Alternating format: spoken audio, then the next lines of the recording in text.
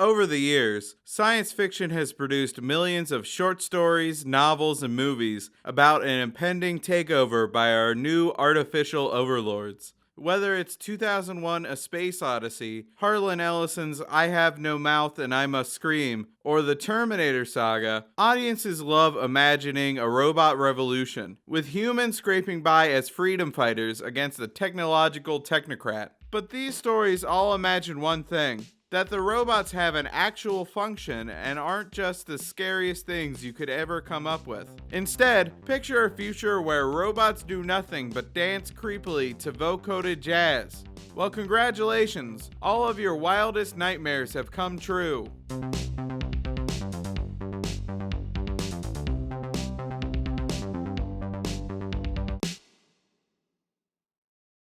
You like jazz?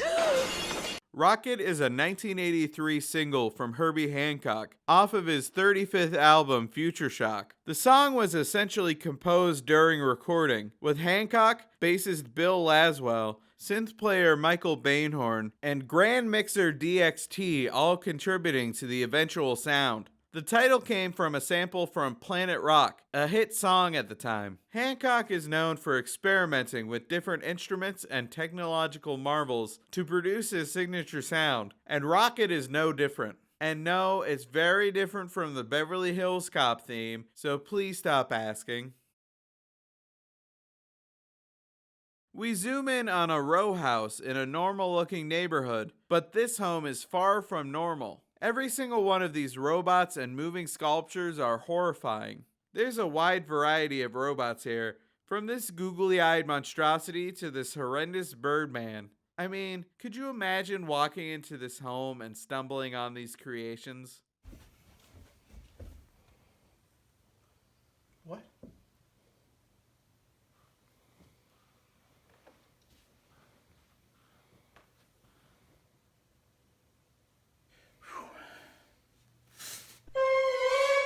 The video also sprinkles in these scratches, matching the record scratches on the song. It might be cool once or twice, but it happens so often that it just gets annoying. Please don't make me look at these robots any more than I have to song. Anytime a video baffles me like this one does, I try to rationalize my confusion by looking for the message of the piece. What's the broader point that this clip is trying to get across? That humankind has lost its way, and we've fallen prey to technology that seeks to zap our humanity?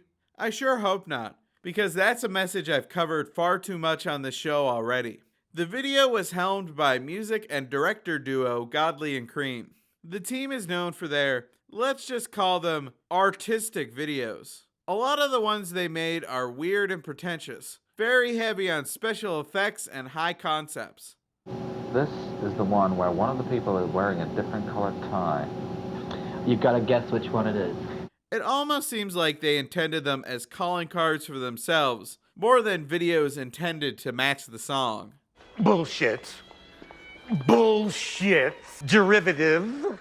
That I love. I absolutely love. Godley and Cream explained to me what was going on in the video. It was about our fear of machines taking over. In the video, robots have replaced humans. At the end of the video, when I come on the TV, it gets thrown out the window because robots are afraid of humans. Or something like that.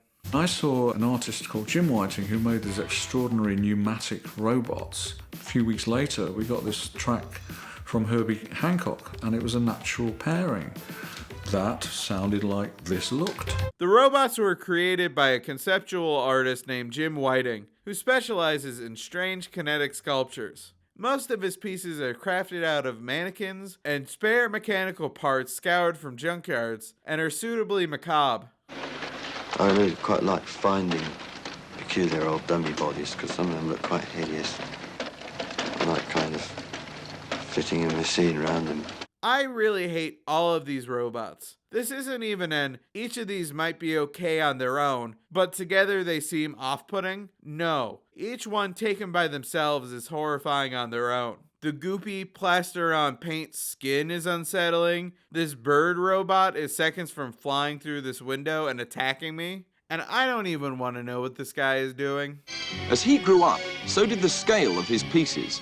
like the business machine built in the late 70s with bizarre half-men, quite unlike orthodox robots. Well, I'm still looking for a word to describe them. At one time, I called them the unnatural bodies.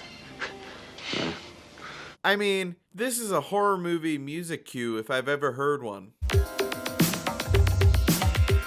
I saw the final product in a screening room in London, and I'll admit it, I had no idea what I was looking at. We played it for Columbia Records in London, and they went insane. They were congratulating me, telling me how great this was, and I said, "It is?"